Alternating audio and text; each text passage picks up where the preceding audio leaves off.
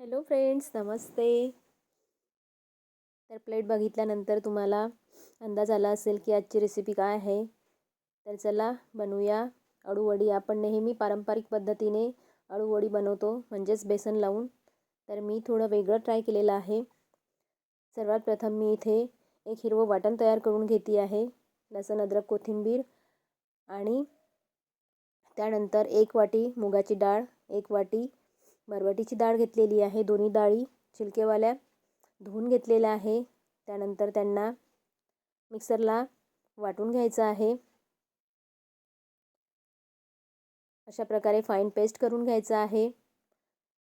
दोन्ही डाळी वाटून झाले की एका भांड्यात ते वाटलेलं मिश्रण काढून घ्यायचं आहे. मित्रांनो, यावेळेस व्हिडिओ अपलोड करायला थोडा उशीर झाला, त्याबद्दल सर्वांची दिलगिरी व्यक्त करते मी. कारण मला मध्ये थोडं बरं नव्हतं, सर्दी वगैरे झालेली आणि थोडं बाहेर पण जायला लागलं, त्याबद्दल सॉरी. तर अशा प्रकारे मी इथे दोन्ही डाळी वाटून घेतलेल्या आहे आणि त्यानंतर त्यामध्ये चुटकीभर हिंग टाकायचं आहे. वाटलेलं वाटण ॲड करायचं आहे. 1 टीस्पून हळद घालायची आहे. नमक स्वादानुसार टाकायचं आहे आणि मिरची पावडर टाकायचं आहे. 1 टीस्पून ऑइल टाकायचं आहे, 1 टेबलस्पून, आणि सर्व मिश्रण एकत्र करायचं आहे. मिरची पावडर थोडंच घातलं. तुम्हाला जर जास्त तिखट आवडत असेल तर तुम्ही आणखी ॲड करू शकता, कारण आपण हिरवी मिरची ऑलरेडी त्यात घातलेली आहे. आणि सर्व मिश्रण एकत्र करून झालं त्यानंतर मी अळूची पाने स्वच्छ धुवून घेतलीत आणि त्यांचे देठ वगैरे काढून घेतले, बघू शकता इथे. त्यानंतर पानांना व्यवस्थित सर्व मिश्रण लावून घ्यायचं आहे. व्यवस्थितरित्या लावून झालं की दुसरं पान त्यावर ॲड करायचं आहे.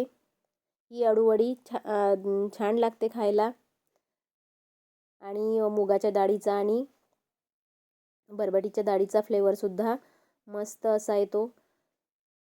कुणी या पानांची भाजीसुद्धा करतात. माझ्याकडे अधिकतर भाजी आवडते सर्वांना.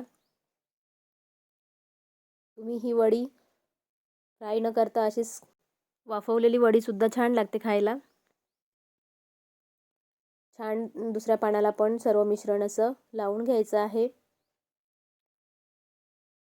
सर्व मिश्रण लावून झालं की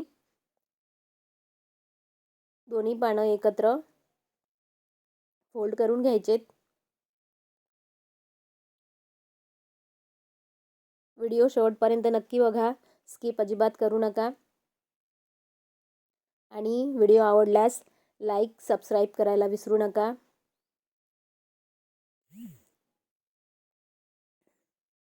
त्यानंतर चाळणीला ऑइलने ग्रीस करून घ्यायचं आहे. इकडे मी गॅसवरती पाणी उकळत ठेवलेलं आहे. त्यावरती चाळणी ठेवून हे सगळे रोल वाफवून घ्यायचे आहे. 15 ते 20 मिनिट वाफवल्यानंतर त्यांना थंड करून घ्यायचं आहे आणि सर्व वडी कापून घ्यायच्या आहेत.